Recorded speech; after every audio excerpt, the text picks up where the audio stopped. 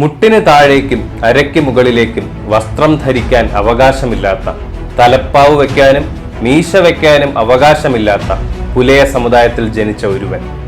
പാദം മറയുന്ന വെളുത്ത മുണ്ടും ബനിയനും ധരിച്ച് തലയിൽ കെട്ടുകെട്ടി മീശ വെച്ച് ഉയർന്ന ശിരസ്സുമായി നെഞ്ചുവിരിച്ച് വെളുത്ത കാളകൾ വലിക്കുന്ന വില്ലുവണ്ടിയിൽ മുഴങ്ങുന്ന ഓട്ടുമണിയൊച്ച കേൾപ്പിച്ച് വെങ്ങാനൂരിൽ നിന്നും തിരുവനന്തപുരം രാജവീതിയിലൂടെ മുന്നോട്ട് അടികൊണ്ടു വീഴുകയും കേഴുകയും മാത്രം ചെയ്തുവെന്ന അധസ്ഥിതരുടെ ചരിത്രത്തിൽ ആദ്യമായി തലയുയർത്തിയ ഈ ധിക്കാരി ആര്? ഉയർന്ന പുരികങ്ങൾക്ക് ഉടൻ മറുപടി ലഭിച്ചു. പെരുങ്കാറ്റുവിളയിൽ അയ്യന്റെ മകൻ കാളി.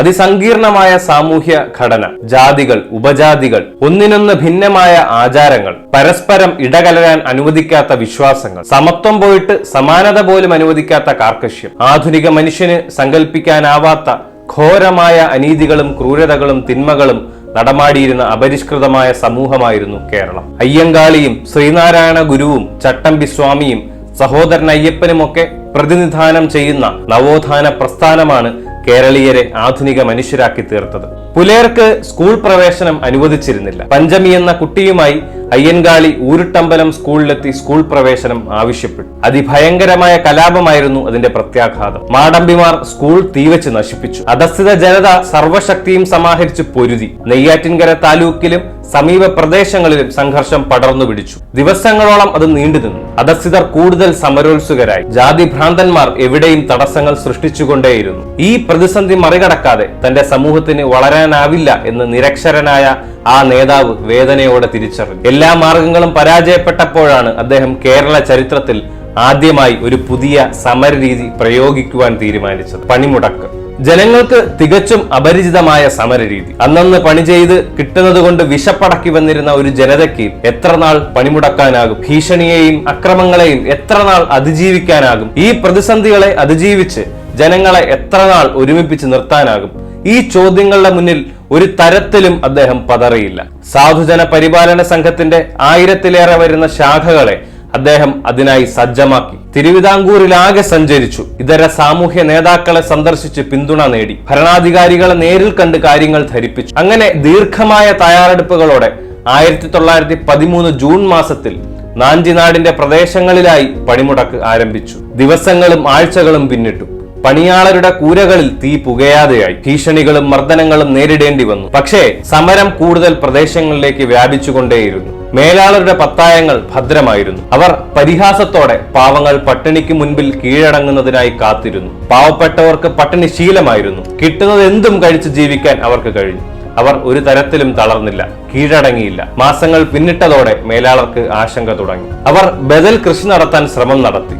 ഒരു പുലയ പെൺകുട്ടി ഒരു ദിവസം ചെയ്യുന്ന ജോലി 6 നായർ പുരുഷന്മാർ ഒരു ദിവസം ശ്രമിച്ചിട്ട് ചെയ്തു തീർക്കാൻ അവർക്കായില്ല.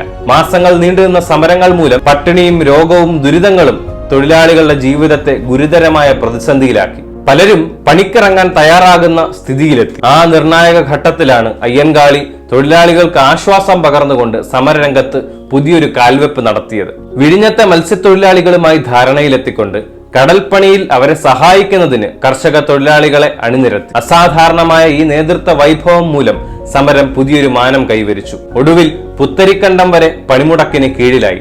സർക്കാരിന്റെ നിർദ്ദേശമനുസരിച്ച് കണ്ടള നാഗംപിള്ള എന്ന ഫസ്റ്റ് ക്ലാസ് മജിസ്ട്രേറ്റിന്റെ സാന്നിധ്യത്തിൽ നടന്ന ഒത്തുതീർപ്പൽ സമരം വിജയകരമായി അവസാനിച്ചു. വിദ്യാഭ്യാസ അവകാശം അംഗീകരിച്ചതോടൊപ്പം തന്നെ ആഴ്ചയിൽ ഒരു ദിവസം അവധി, കൂലി നെല്ലിന് പകരമായി നൽകുക, കൂലി വർധനവ് എന്നീ ആവശ്യങ്ങളും അവർ നേടിയെടുത്തു.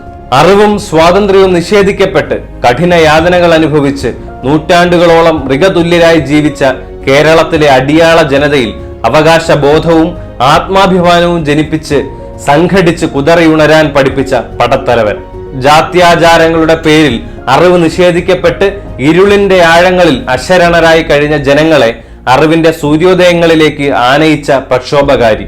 വിദ്യാഭ്യാസത്തിന് വേണ്ടി ഒരു വർഷക്കാലം നീണ്ടുനിന്ന കേരളത്തിലെ ആദ്യത്തെ കർഷക തൊഴിലാളി പണിമുടക്ക് സംഘടിപ്പിച്ച് വിജയിപ്പിച്ച സമരനായകൻ. ക്ഷേത്രങ്ങളും ചന്തകളും രാജവീഥികളും ഗ്രാമവീഥികളും ഉൾപ്പെടെ സാമൂഹ്യ ജീവിതത്തിന്റെ സമസ്ത മണ്ഡലങ്ങളിലും പ്രവേശനം തടയപ്പെട്ട ജനതയ്ക്ക് വീഥിയൊരുക്കുവാൻ ചരിത്രത്തിന്റെ രാജവീഥികളിലേക്ക് എല്ലാ വിലക്കുകളും ലംഘിച്ച് പാഞ്ഞുകയറിയ വില്ലുവണ്ടിയുടെ സാരഥി.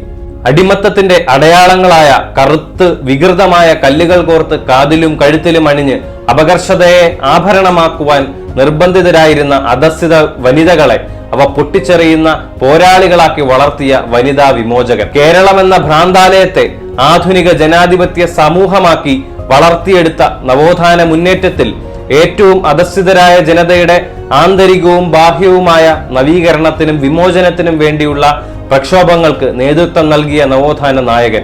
ഔദ്യോഗിക ചരിത്രത്തിൽ അർഹമായ സ്ഥാനം നിഷേധിക്കപ്പെട്ട് ഒരു സമുദായ ആചാര്യനായി മാത്രം വിലമതിക്കപ്പെടുന്നുവെങ്കിലും ആധുനിക കേരളത്തിന്റെ സൃഷ്ടിയിൽ അദ്വിതീയമായ സ്ഥാനം വഹിച്ച മഹാവിപ്ലവകാരി എന്ന് യഥാർത്ഥ ചരിത്രം അദ്ദേഹത്തെ അംഗീകരിക്കുക തന്നെ ചെയ്യും.